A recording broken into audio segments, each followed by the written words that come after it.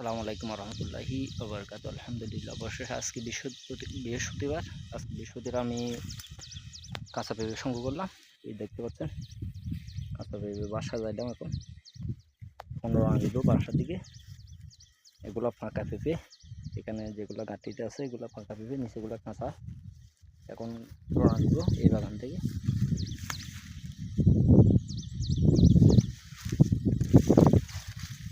দেখতে পাচ্ছেন যে করোনার সময় গাছ আগা ছিল না, এখন জ্বর একটু পড়াতে গাছের আগা নিতেছে। এখন সামনের দিকে একটু ঘাস মারা ওষুধ দিয়ে একটু সার দিয়ে দিব। সার দেওয়া হয়ে দিয়ে নতুন করে আবার নতুন করে ফলন আসা শুরু করবে।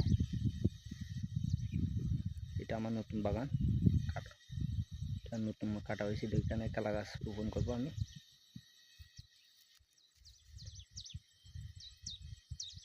এখন দেখতে পাচ্ছেন পাহাড় অনেক পরিবর্তন হয়ে গেছে,